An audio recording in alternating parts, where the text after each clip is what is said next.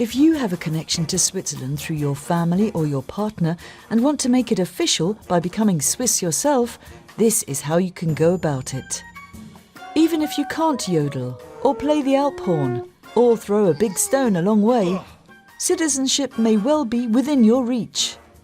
But beware, the path to becoming Swiss takes many twists and turns. So ask yourself, are you really ready for it? Okay then, we'll walk you through it. There are 3 ways of becoming Swiss: by birth, marriage, or by living in the country for a long time. Swiss by birth. Unlike in other countries, being born in Switzerland doesn't qualify you for a Swiss passport. There's a rather grand-sounding rule called jus sanguinis. It comes down to your blood. This means you can be Swiss even if you're born to Swiss parents living outside of Switzerland. Your mum and dad will have to register your birth with a Swiss authority abroad, or in Switzerland, before you're 25. If this didn't happen, you can still request so-called reintegration before you turn 35. But you'll have to move back to Switzerland or have close ties to the country to qualify for a Swiss passport. Swiss by marriage. Another way to become a Swiss citizen is to marry one, which opens the door to fast-tracked naturalisation. If you're living abroad, you need to have been married for 6 years, and you'll have to demonstrate a close connection to Switzerland. How? By speaking a national language. Knusperkruste. And having contact with the Swiss community abroad. You need to have also spent holidays in Switzerland. If you're moving to Switzerland, you'll have to wait until you've lived here for 5 years, including the year just before applying. And you'll need to have been married for 3 years.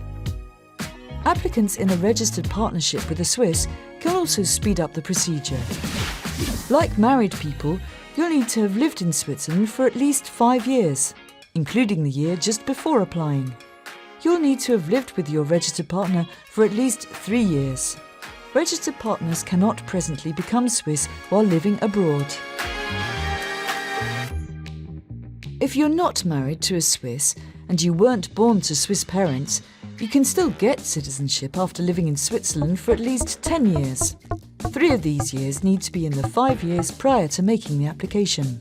Foreigners applying in Switzerland need to show a high level of integration, including proficiency in the language spoken where they live. A baby born in Switzerland to foreign parents doesn't automatically get Swiss citizenship, but they can fast-track the procedure if they're third-generation immigrants. What's that, you ask? Well, you need to have been born in Switzerland and hold a C residence permit. You need to have attended school in Switzerland for at least 5 years. And you have to apply for citizenship before you're 25. At least one of your parents must have lived in Switzerland for at least 10 years, been to a Swiss school for 5 years, and hold a valid residence permit. Also, at least one of your grandparents must have been born in Switzerland or held residency. That was the easy part. Now comes the hard bit. What happens when you live abroad and have met all the requirements to apply for a Swiss passport? Step 1. You need to contact the competent Swiss representation in your country of residence. They'll send you lots of forms that you'll have to fill out in a Swiss national language. And you'll need to submit lots of documents, such as a criminal record extract and a tax certificate. Step 2. After gathering all these documents, you need to submit an application to the competent Swiss representation in your country of residence. The processing fee is paid in advance. Step 3. The Swiss representation will invite you for a personal interview. If you're applying for citizenship by marriage, your spouse will also be called in. They'll want to find out whether you have close links with Switzerland and meet the other conditions. The interview will be held in a Swiss national language, so it's time to polish up your language skills. Knusperkruste. Step 4. If you pass the first interview, the representation will send your application and their report to the State Secretariat of Migration, SEM, in Bern. Step 5. The SEM issues its decision on the application. The representation will let you know if you're in or out. By this point, you might be asking yourself, is it really worth it? Spending between 600 and 1150 francs and waiting around 18 months just to get the Swiss passport? Well, this is what would change if you became Swiss. Voting. You get a say in how the country you love should be run. Connection to heritage. No matter how Swiss you feel inside, a passport is proof. It's confirmation of your connection to the country. And you can move to Switzerland if you want. If you plan on moving to the Alpine nation, it will definitely be easier as a Swiss than as a foreigner. Plus, you get to keep your first citizenship.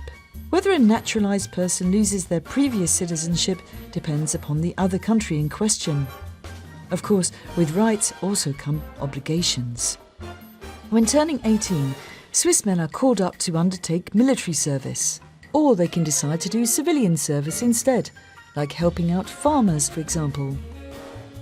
For women, military service is voluntary, just like learning to yodel is. Every year, tens of thousands of people become Swiss. Will you join them?